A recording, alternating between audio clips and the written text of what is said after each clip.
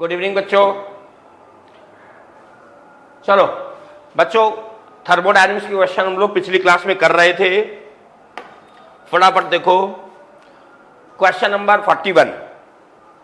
कह रहा है a given system undergoes a change in which work done by a system equal decrease in internal energy. ठीक, जो work done है वो देखो, अपने को तो फार्मूला मालूम है, D you is equal to D Q minus D W. अब वर्क डन कह रहा है जो है वो डिक्रीज इन पोटेंशियल एनर्जी के है, यानी कि डी क्यू की वैल्यू क्या हो गई, 0। तभी तो ऐसा होगा ना, यानी कि डी क्यू की वैल्यू क्या हो जाएगी, 0 हो जाएगी। यानी कि जब डी क्यू की वैल्यू 0 होगी तभी वर्क डन आएगा, डिक्रीज इन इंटरनल एनर्जी। और डी क्यू 0 होता है एडियाबैटिक प्रोसेस में, then the change is adiabatic. D Q जी भाई कह रहा work done decrease in internal energy है, तो इसका मतलब डी क्यू 0 है। चलो आगे, एडियाबैटिक प्रोसेस हो गया भैया। During the adiabatic expansion of 2 mole of the gas, the internal energy of gas is found to be decreased by 2 joule, यानी कि डी यू बराबर है -2।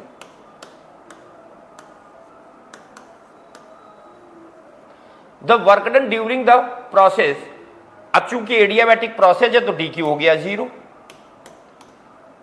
तो डी यू बराबर आ जाएगा minus D W. D you है -2 जूल माइनस डी डब्ल्यू, तो work done आया 2 जूल। ये वर्क पॉजिटिव आ रहा है, ये वर्क आ रहा है पॉजिटिव, यानी कि ये work done by the system होगा, work done on the system negative होगा। और इसने पूछा क्या है, work done during the process on the gas पूछ रहा है। ये आया है by the gas, work done by the system है, पॉजिटिव है। Work done on the system क्या हो जाएगा, निगेटिव। तो आंसर इसका 4th आएगा, -2 जूल।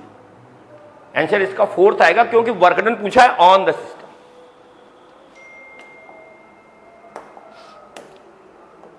क्वेश्चन नंबर 43 देखो, 43 क्या कह रहा है, कह रहा है monoatomic ideal gas initially at 17 degree centigrade. T1 दिया है 17 प्लस 273, यानी कि 290 केल्विन। मान गए भाई बात। इस सडनली कंप्रेस किया, यानी कि प्रोसेस एडियाबैटिक है। सडनली कंप्रेस करने का मतलब सिस्टम के पास टाइम नहीं है हीट एक्सचेंज करने का। सडनली शब्द का मतलब ही होता है कि वहां पर टाइम इंटरवल बहुत छोटा है, सिस्टम के पास टाइम नहीं है कि वो हीट एक्सचेंज करे। तो सडनली शब्द से पहचान लो प्रोसेस एडियाबैटिक है। Compress to 1/8 of its original volume, यानी कि अगर V1 की वैल्यू V है तो V2 हो गया 1/8, V/8। और मोनो एटॉमिक गैस है तो गामा हो गया 5/3। मोनो एटॉमिक है, ये भी याद रखो। अब सारी चीजें हो गई। फार्मूला क्या होता है, T1 V1 की power gamma -1 is equal to T2 V2 की पावर गामा -1। T1 दिया है 290, V1 को मान लो V की पावर गामा -1, T2 निकालना है और V2 हो गया V/8 की पावर गामा -1। V की पावर गामा -1, V की पावर गामा -1 कैंसिल हो जाएगा। T2 बराबर आएगा 290 और इंटू 8 की पावर गामा -1। ये समझ लो क्रॉस मल्टीप्लाई हुआ है। इसको चाहो तो एक स्टेप आप बढ़ा लो, ऐसे लिख सकते हो T2 V2 की पावर गामा -1 अपान 8 की पावर गामा -1। फिर ये V2 से V2 कैंसिल करो, V2 को V लिख देंगे क्योंकि V2 क्या है, V/8। इसको ऐसे लिख लो, V की पावर गामा -1 और 8 की पावर गामा -1। अब कैंसिल कर लो, तो T2 बराबर आया 290 × 8। अब गामा क्या है, गामा है बच्चा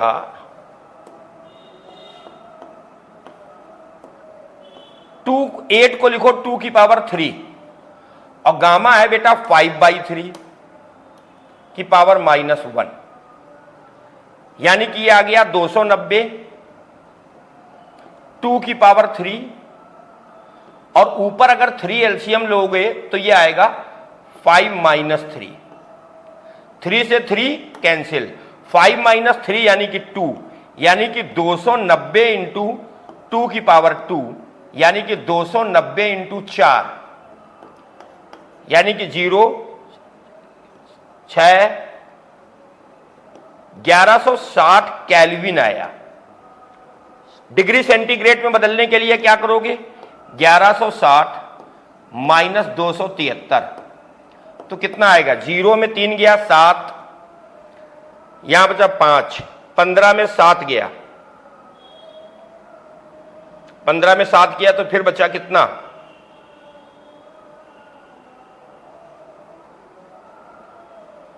यार है क्या? 1160 में 273 घटा लो भाई, यहां से एक लिया 10, 10 में 3 गया बचा 7, ठीक। अब यहां बचा 15, 15 में 7 गया बचा 8, ठीक है। और यहां बचा 10, 8, यानी कि आ जाएगा 887 degree centigrade. Third is the right answer. चलो question number 44, the property of the system that does not change. इससे आसान क्वेश्चन क्या हो सकता? बता भैया, इससे आसान क्वेश्चन क्या हो सकता है भाई साहब?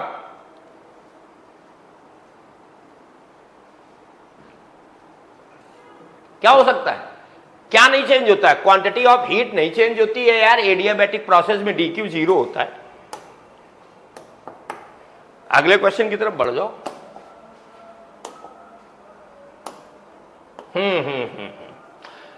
For an adiabatic expansion perfect gas the value of delta P upon P, ये पूछ रहा है तो ये होगा minus gamma delta V upon V। Proof भी कर सकते हो, कैसे?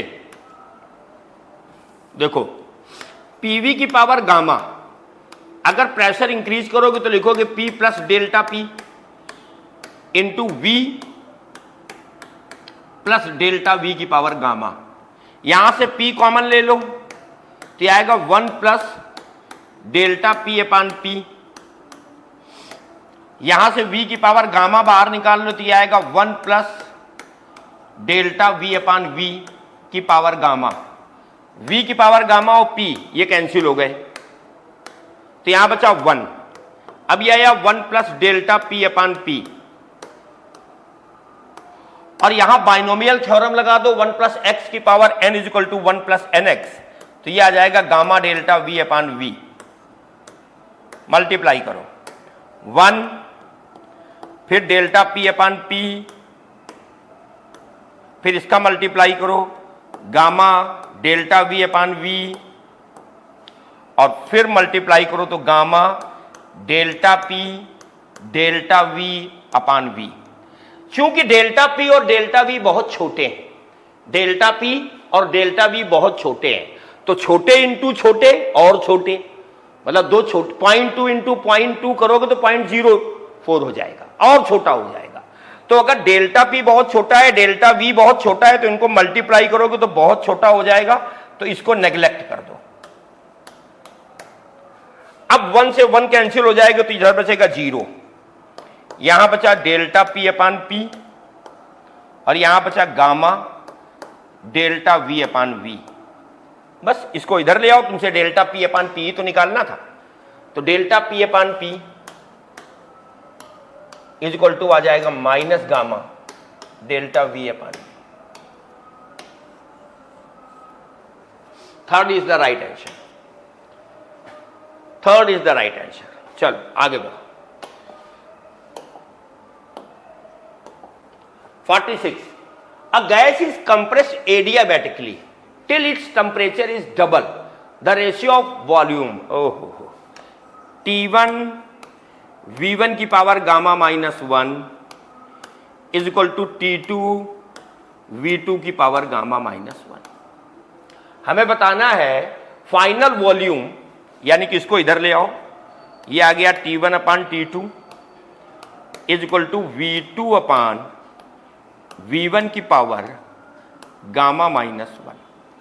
हम गामा माइनस 1 से दोनों तरफ डिवाइड कर दे, दोनों तरफ डिवाइड कर दे पावर में, तो हम लिख सकते हैं T1 अपान T2, T2 बराबर है 2T1, डबल किया है, की पावर 1 अपान गामा माइनस 1। इधर क्या बचेगा V2 अपान V1, क्योंकि गामा माइनस 1 कैंसिल हो जाएगा।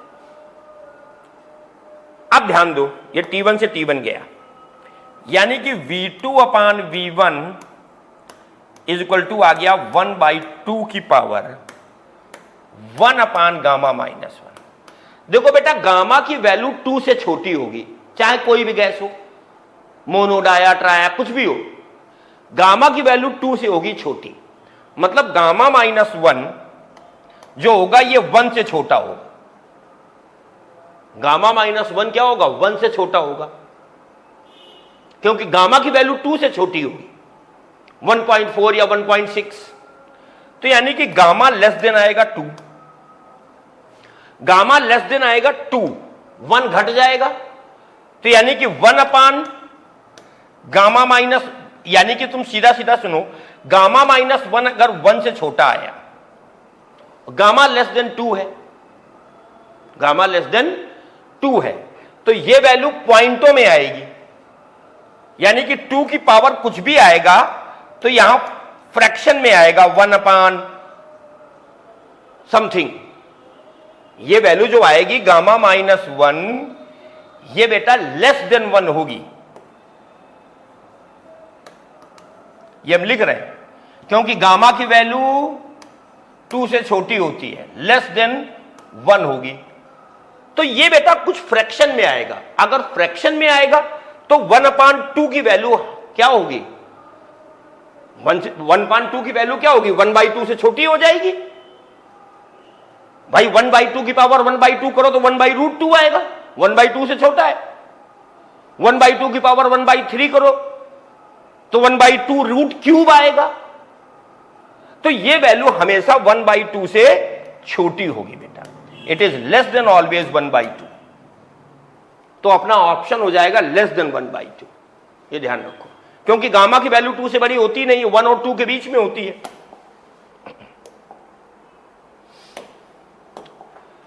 The adiabatic elasticity of hydrogen, बेटा अभी हम लोगों ने निकाला था डेल्टा P अपान P। जो इलास्टिसिटी मॉडुलस होता है वो होता है P अपान डेल्टा V अपान V,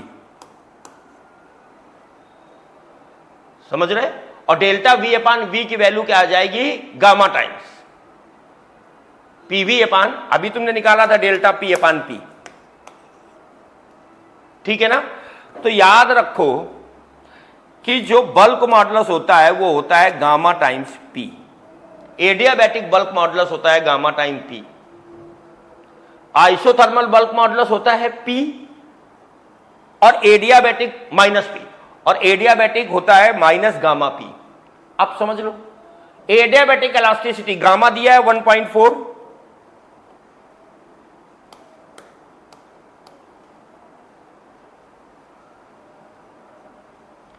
और बेटा P STP कह रहा है, STP का मतलब 1 एटमॉस्फेरिक प्रेशर, यानी कि 10 की पावर 5 न्यूटन मीटर, यानी कि आंसर आ जाएगा 1.4 इंटू 10 की पावर 5 न्यूटन पर मीटर स्क्वायर। माइनस हटा भी दो, तुम गामा टाइम्स P लिखो। हम लोग कहते हैं एक्चुअली कि एडियाबैटिक बल्क मॉडुलस होता है gamma times slope of isothermal curve, slope of isothermal, slope of isothermal curve, यानी कि ये आता है गामा P अपान V। तो अभी हम लोगों ने निकाला है, ठीक है? तुम केवल याद रखो आइसोथर्मल में बल्क मॉडुलस P और एडियाबैटिक में गामा P, तो फोर्थ ऑप्शन आएगा। एडियाबैटिक बल्क मॉडुलस होता है gamma times P। During the adiabatic expansion of 2 mole of gas, the change in internal energy was found minus 100 joule. ओहो हो। तो work done बताना है, एडियाबैटिक प्रोसेस है, डी क्यू हो गया 0, d you is equal to D Q minus D W, minus 100 0 minus D W, minus से minus cut गया, वर्क डन आ गया 100 जूल। Fourth option.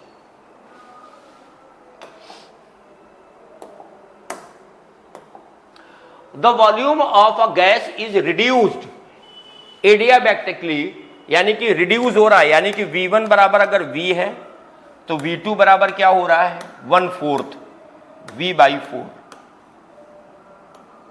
V/4। और टेम्परेचर T1 दिया है 27 डिग्री सेंटीग्रेड, तो केल्विन में करोगे तो 273 प्लस 27 यानी कि 300। नया टेम्परेचर T2 पूछ रहा है बेटा, एकदम फार्मूला बेस्ड क्वेश्चन है। T1 V1 की power gamma minus 1 is equal to T2 V2 की पावर गामा माइनस 1। T1 है 300, V1 है V गामा माइनस 1, T2 निकालना है और V2 हो गया V/4 की पावर गामा माइनस 1। यानी कि क्या लिख सकते हो, लिख सकते हो 300 V की power gamma minus 1 is equal to T2 V की पावर गामा माइनस 1 अपान 4 की पावर गामा माइनस 1। V की पावर गामा माइनस 1 कैंसिल, तो T2 बराबर आ गया 300 इंटू 4 की पावर गामा माइनस 1। गामा कितना दिया है 1.4, यानी कि आंसर आ गया 300 इंटू 4 की पावर 1.4 माइनस 1, तो आंसर आएगा 300 इंटू 4 की पावर 0.4।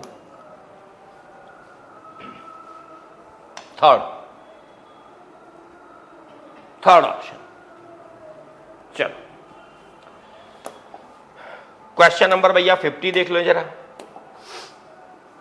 कह रहा है ideal gas is under going in adiabatic change, which of the following pressure temperature क्या होता है। प्रेशर देखो, अगर भूल जाओ तो याद रखो पीवी की पावर गामा कांस्टेंट होता है और पीवी इज इक्वल टू होता है एनआरटी।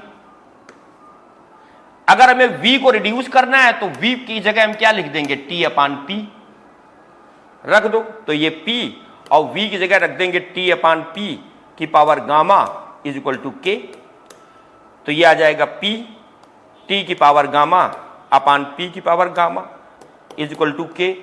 P की पावर गामा ऊपर ले आओ तो ये आ जाएगा P की power 1 minus gamma into T की power gamma is equal to K। Formula है ये तो याद करना पड़ेगा। तो कौन सा फोर्थ ऑप्शन सही है, P की पावर 1 माइनस गामा T की power gamma is equal to constant.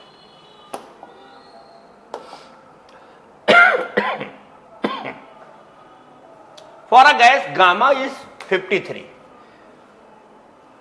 800 cc centimetre cube volume दिया है।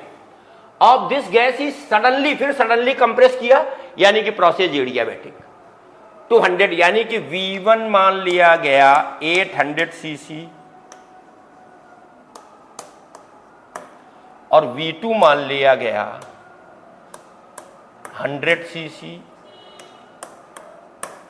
If the final pressure is P, नहीं इनिशियल, फाइनल क्यों पढ़ रहे हैं, अगर P1 बराबर P है तो P2 बताना है। एकदम फार्मूला क्या होता है, P1 V1 की power gamma is equal to P2 V2 की पावर गामा। P1 दिया है P, V1 है 800 की पावर गामा 5/3 और P2 बताना है और V2 है 100 की पावर 5/3। कुछ ना बच्चा, P2 बराबर क्या आएगा, डिवाइड कर दो तो यह आ जाएगा P इंटू ये 100 डिवाइड होगा 800 अपान 100 की पावर 5/3। 100 से 100 कैंसिल, यानी कि आया P2 is equal to P, 8 को लिख सकते हो 2 की पावर 3 की पावर 5/3, पावर के ऊपर पावर मल्टीप्लाई, यानी कि ये P है, यानी कि आया P 2 की पावर 3 इंटू 5/3, 3 से 3 कैंसिल, तो ये आया P इंटू 2 की पावर 5, 2 की पावर 5, 2 दूना 4 दूनी 8 दूनी 16 दूनी 32, 32P, यानी कि आंसर आया 32P, फोर्थ ऑप्शन आ गया। चलो अगला बढ़े, क्वेश्चन नंबर 52, बड़ा लंबा लिखा है भाई। अब मोनोएटॉमिक गैस के लिए गामा याद रखो, मोनोएटॉमिक गैस के लिए gamma 5/3। Initially at temperature T1 is enclosed in a cylinder fitted with the frictionless piston. The gas is allowed to expanding adiabatically to a temperature T2 by releasing the piston suddenly. If L1, L2 are the length of the gas column, बहुत आसान है, देखो V बराबर होता है area into length, तो V1 बराबर आ जाएगा A1 L1 और V2 बराबर आ जाएगा A2 L2। इनिशियल टेम्परेचर दिया है T1, तो आएगा T1 V1 की power gamma -1 is equal to T2 V2 की पावर गामा -1। ठीक भैया, T1 हमें बताना क्या है, T1 अपान T2, तो T1 अपान T2 बराबर आ जाएगा V2 अपान V1 की पावर गामा है 5/3 -1। V2 की जगह क्या लिख देंगे, A2। अच्छा, क्योंकि सिलेंडर एक ही है, और मजे की बात सुन लो, सिलेंडर एक ही है तो A1 A2 बराबर होगा, ठीक है ना, एरिया से अलग अलग नहीं होगा। तो देखो A1 बराबर क्या होगा, A2, तो T1 upon T2 is equal to आएगा A1 A2 L2 अपान A1 L1 की पावर, यहां 3 एलसीएम लोगे तो बचेगा 2/3, A से A कैंसिल, तो T1 अपान T2 आ गया L2 अपान L1 की power 2/3। Fourth is the right option. देख लो भैया, सिलेंडर एक ही है तो एरिया ऑफ क्रॉस सेक्शन तो उसका बराबर ही होगा ना, A1 A2 बराबर होगा, तो यहां A1 A2 बराबर कर दिए हमने, A लिख दिया उनकी जगह, A1 A2 बराबर हमने क्या लिख दिया, A। क्वेश्चन नंबर 53, कह रहा an ideal gas is initially at P1 and V1 expand to P2 V2 then compressed adiabatic. बेटा यहां एक शब्द छूट गया है ना, एक्सपैंड आइसोथर्मली होगा,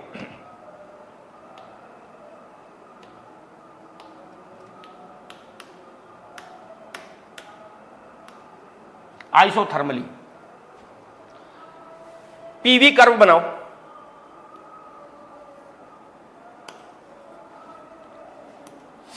तो आइसोथर्मली ये एक्सपेंड किया इन्होंने, ये है P1 V1 और ये है P2 V2। फिर कह रहा है, बहुत ध्यान से सुनोगे अच्छा बनेगा, फिर ये कह रहा है and then compressed adiabatically, volume decrease किया, और कहां तक वॉल्यूम ले गए, जहां तक था ओरिजिनल वॉल्यूम, जहां तक था, तो यहां से एडियाबैटिकली कंप्रेस किया और ओरिजिनल वॉल्यूम तक ले गए, और यहां प्रेशर हो गया P3 और वॉल्यूम हो गया V1। अब देख लो देखो आइसोथर्मल प्रोसेस ये है, तो यहां अगर वर्क डन W1 है और यहां वर्क डन है W2, तो पहली बात तो याद रखो W1 में वॉल्यूम बढ़ रहा है तो W1 पॉजिटिव होगा, वॉल्यूम इंक्रीज कर रहा है। और जो सेकंड प्रोसेस है एडियाबैटिक, इसमें वॉल्यूम घट रहा है तो वर्क निगेटिव होगा। हां, W2 की वैल्यू मैग्नीट्यूड में W1 से ज्यादा होगी, यानी कि निगेटिव ज्यादा होगा और पॉजिटिव कम होगा। तो जब टोटल वर्क निकालोगे तो दोनों को जोड़ोगे, W2 निगेटिव है और W1 से ज्यादा है, तो ज्यादा निगेटिव कम निगेटिव में जोड़ा जाए या ज्यादा निगेटिव पॉजिटिव में जोड़ा जाए तो बचेगा क्या? निगेटिव। मान लो W2 है -4 और W1 है +2, तो दोनों को जोड़ोगे तो -2 बचेगा, तो टोटल वर्क निगेटिव आएगा, टोटल वर्क निगेटिव आएगा। और ग्राफ में देखो P3 की वैल्यू P1 से ज्यादा है, P3 यहां आ रहा है, अगर कंप्रेस करके उसी वॉल्यूम तक लाओगे तो उससे ऊपर जाएगा ही। तो P3 greater than P1 and W is negative, हमको सेकेंड ऑप्शन में ही दिख रहा है। हां, सेकेंड ऑप्शन ही है। चलो क्वेश्चन नेक्स्ट, बहुत अच्छे ग्राफ दिया, कोई पीटी कर्व दिया है, an ideal gas goes from I to F। तो देखो बेटा ये ओरिजिन से जा रहा है एक तो ग्राफ, तो हम क्या कहेंगे? P डायरेक्टली प्रोपोर्शनल है T। तो P डायरेक्टली प्रोपोर्शनल बेटा T तभी होगा जब वॉल्यूम कांस्टेंट हो, PV इक्वल टू nRT होता है ना। और अगर वॉल्यूम कांस्टेंट है तो वर्क जीरो होता है, क्योंकि वर्क डन बराबर होता है P डेल्टा V। तो डेल्टा V जीरो हो गया तो वर्क भी बेटा जीरो आएगा। थर्ड ऑप्शन, वर्क जीरो आएगा। बड़ा अच्छा क्वेश्चन है भैया। यहां पर प्रेशर भी बढ़ रहा है और वॉल्यूम भी बढ़ रहा है। प्रेशर भी बढ़ रहा है और वॉल्यूम भी बढ़ रहा है, तो वर्क तो पॉजिटिव होगा। अब देखो du बराबर होता है dq माइनस dw। तो dq बराबर आएगा, वर्क पॉजिटिव है तो du प्लस dw। du होता है बेटा ncv dt, और प्लस वर्क भी आ जाएगा nr dt, या जो भी लिखना चाहो। और dq बराबर आ जाएगा nc dt। तो n dt कट गया, c बराबर आया cv प्लस r, इसका मतलब c is greater than cv। Third option, c is greater than cv। p भी बढ़ रहा है, v भी बढ़ रहा है, तो वर्क पॉजिटिव होगा, डिसाइड हो गया। du बराबर dq माइनस dw, du होता है तो dq बराबर du प्लस dw। dq हो जाएगा प्रोसेस का nc dt और du होगा ncv dt, और dw को लिख दो nr dt। pdv होता है ना, तो pdv बराबर क्या हो जाएगा? nr dt। n और dt दोनों तरफ से कट गया, तो c बराबर क्या आ गया? cv प्लस r, इसका मतलब c is greater than cv। Third is the right answer.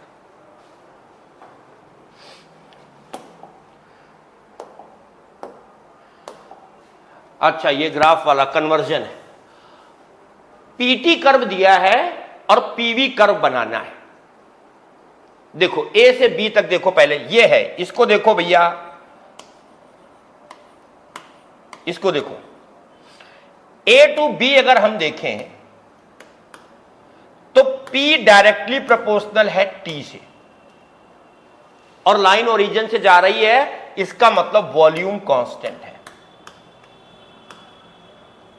Volume में कोई चेंज नहीं आ रहा है, हमको पीवी कर्व बनाना है।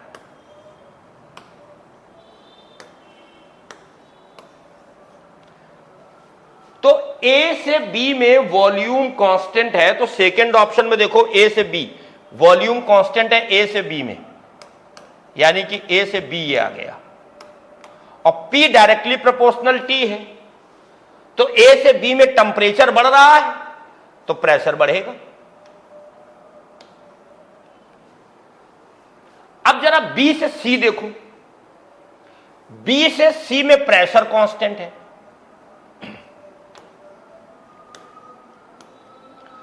क्या कांस्टेंट है? प्रेशर कांस्टेंट है। अगर प्रेशर कांस्टेंट है तो V डायरेक्टली प्रोपोर्शनल T होगा, यानी कि B से C में देखो T घट रहा है तो वॉल्यूम घटेगा। यहां देखो B से C में टेंपरेचर घट रहा है तो वॉल्यूम भी घटेगा। अब C से A में देखो V कांस्टेंट है, C से A में यहां लिख रहा हूं, C से A में V कांस्टेंट है ना, T कांस्टेंट है, सॉरी T कांस्टेंट है, T कांस्टेंट है। C से A में देखो भैया T कांस्टेंट है। अगर T कांस्टेंट है तो PV बराबर कांस्टेंट आएगा। अगर PV बराबर कांस्टेंट आएगा तो P इनवर्सली प्रोपोर्शनल V आएगा,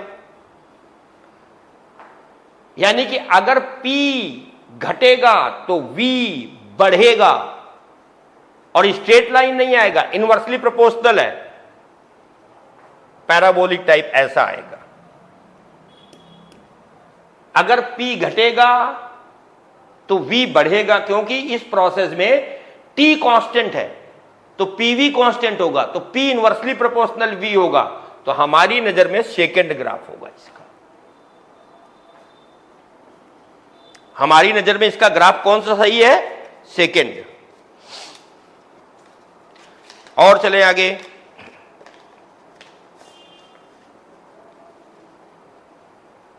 आगे चलो भैया।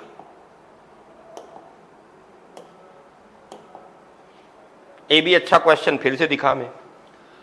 अ cyclic process A B C D A in is shown in figure PV diagram, which of the following curve represent same process, यानी कि पीवी से टीपी वीटी पीटी या वीटी कौन सा कर्व होगा? चलो देखा जाए भाई, देखा जाए। ए से बी, ए से बी ऐसे ग्राफ को देखो, जब ए से बी देखो ये जा रहा है तो प्रेशर कांस्टेंट है, प्रेशर कांस्टेंट है, इसका मतलब V डायरेक्टली प्रोपोर्शनल होगा T से, स्ट्रेट लाइन आएगा। अगर V बढ़ेगा तो टेंपरेचर बढ़ेगा, ठीक। B से C देखो ये आइसोथर्मल कर्व है, P इनवर्सली प्रोपोर्शनल V दिख रहा है, तो B से C कर्व कैसा है? आइसोथर्मल, यानी कि टेंपरेचर कांस्टेंट रहेगा।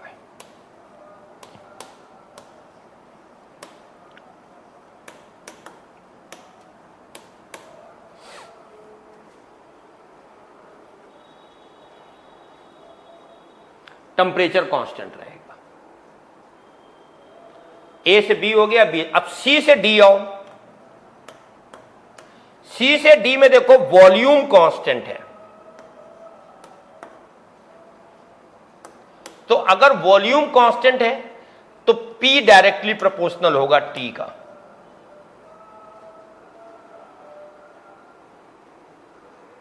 वॉल्यूम कांस्टेंट है, हां वॉल्यूम कांस्टेंट है तो P डायरेक्टली प्रोपोर्शनल होगा T के, ठीक। P घटेगा तो T भी घटेगा। और D टू A फिर आइसोथर्मल है,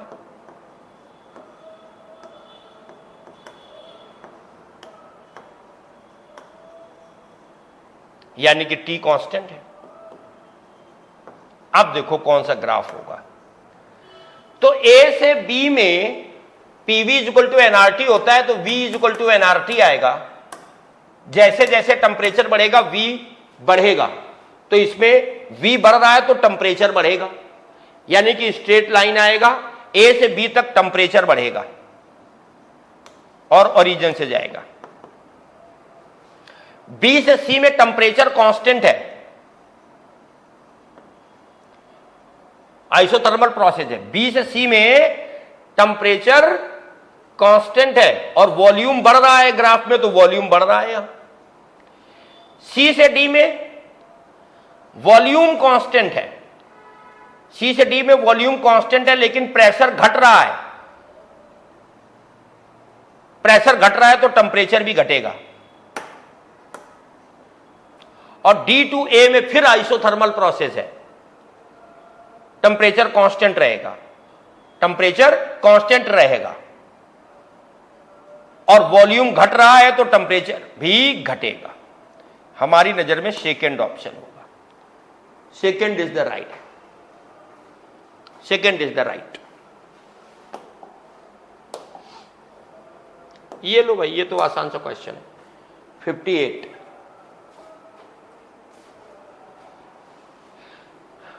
4 कर्व दिए ए बी सी डी ए। तो देखो बी आइसोथर्मल है,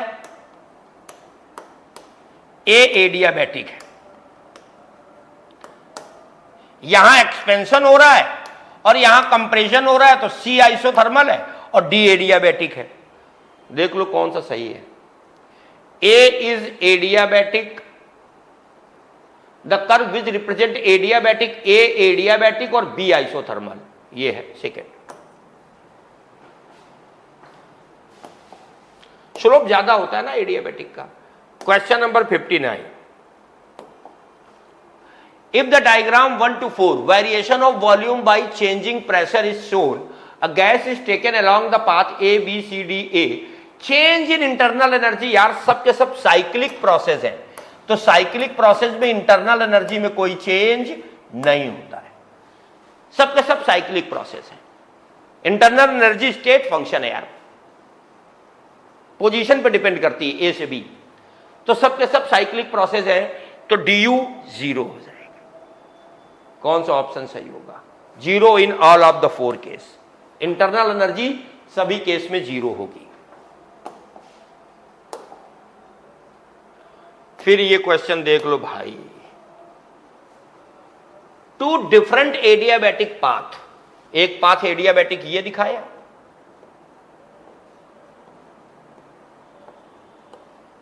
और एक एडियाबैटिक पाथ ही है, ठीक।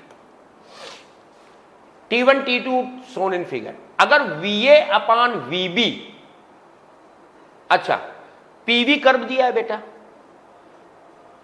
या VT कर्व ले लो, VT कर्व ले लो, ज्यादा अच्छा रहेगा। हां, तो होता क्या है, T1 V1 की power gamma -1 is equal to T2 V2 की पावर गामा -1। देखो यहां पर टेम्परेचर T1 है, ये आइसोथर्मल प्रोसेस, ये टेम्परेचर T1 है, और इनिशियल वॉल्यूम है VA की पावर गामा -1, ठीक। दूसरा यहां टेम्परेचर है T2 और यहां पर वॉल्यूम हो गया VD की पावर गामा -1। अब इस वाले को चेक करो, यहां टेम्परेचर है T1 और यहां वॉल्यूम है VB की पावर गामा -1। यहां पे टेम्परेचर है T2 और यहां पर वॉल्यूम है VC, ये देखो C पॉइंट है, की पावर गामा -1। अब दोनों को जरा डिवाइड कर दो, तो T1 से T1 कैंसिल, T2 से T2, ये आ जाएगा VA अपान VB की पावर गामा -1, और इधर आ जाएगा VD अपान वीसी की पावर गामा माइनस।